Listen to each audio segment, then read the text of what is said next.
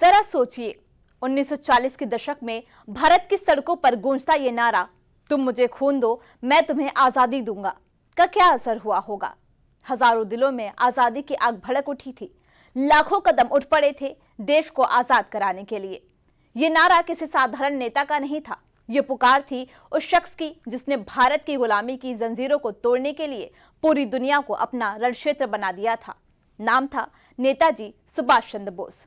नमस्कार, मैं हूं आपके साथ अक्षता मौर्य। आप देख रहे हैं न्यूज़ 7 हिंदी। वो सुभाष जिनका जन्म तो कटक की धरती पर हुआ, लेकिन जिनका सपना सीमाओं से परे जाकर पूरे भारत को आजाद देखना था। वो सुभाष जिन्होंने आईसीएस की आरामदायक नौकरी छोड़कर और आजादी की कठिन राह चुनी।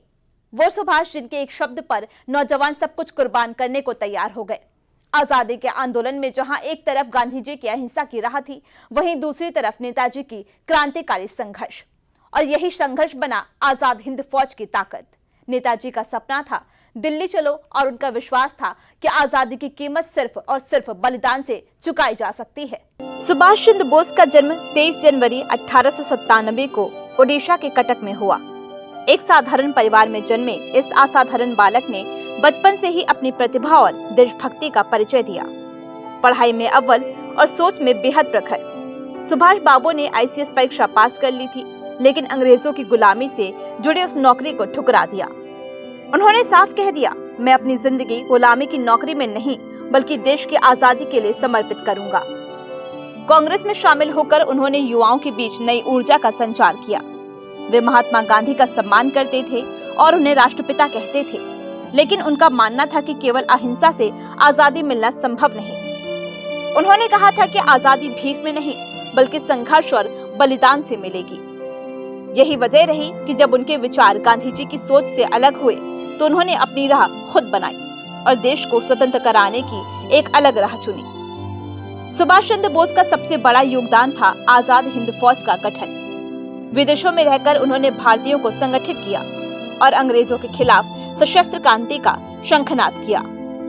उनका मशहूर नारा आज भी हर भारतीय के दिल में जोश भर देता है, तुम मुझे खून दो मैं तुम्हें आजादी दूंगा। नेताजी के इस आह्वान पर हजारों युवाओं ने अपना जीवन देश के नाम कर दिया। आजाद हिंद फौज ने दिल्ली चलो का नारा दिया। सैनिकों ने देश के लिए अपने प्राण न्यौछावर कर दिए। ये वही दौर था जब अंग्रेजी हुकूमत को महसूस हुआ कि अब भारत को गुलाम बनाए रखना आसान नहीं होगा। नेताजी का व्यक्तित्व इतना करिश्माई था कि वे जहां भी गए वहां लोगों ने उन्हें मसीहा की तरह अपनाया। नेताजी के शब्द आज भी हमारे लिए मार्गदर्शन हैं। उन्होंने कहा था, एक व्यक्ति का बलिदान देश की स्वतंत्रता की राह आसान बना सकता है। वे मानते थे कि अनुशासन, संगठन और त्याग ही किसी भी आंदोलन की सच्ची ताकत है। उत्तर प्रदेश के मुख्यमंत्री योगी आदित्यनाथ ने नेताजी सुभाष चंद्र बोस को श्रद्धांजलि अर्पित करते हुए कहा था कि उनका जीवन राष्ट्रभक्ति, साहस और त्याग का ज्वलंत उदाहरण है। योगी ने कहा कि नेताजी ने युवाओं को ये संदेश दिया कि आजादी भीख में नहीं बल्कि संघर्ष और बलिदान से मिलती है। आजादी के आंदोलन के दौरान अनेक ऐसे अवसर आए थे जिन्होंने नेताजी सुभाष चंद्र बोस को, जिसके माध्यम से वह भारत की राजनीति में स्थापित हो सकते थे, लेकिन उससे इतर उन्होंने सदैव क्रांति का मार्ग चुना।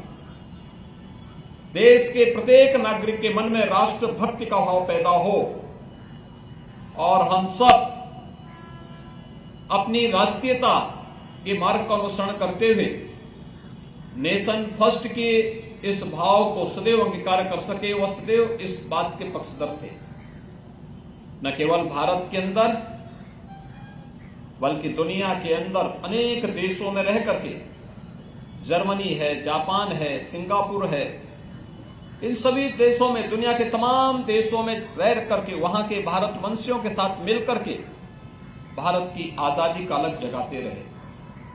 आजाद हिंद फौज नेताजी सुभाष चंद्र बोस कि भारत की आजादी के लिए जिन मार्गों का उन्होंने उस कालखंड में अनुसरण किया था, उसका एक उदाहरण है। नेताजी सुभाष चंद्र बोस ने उस समय जो स्लोगन दिए थे, चाहे वह दिल्ली चलो का नारा हो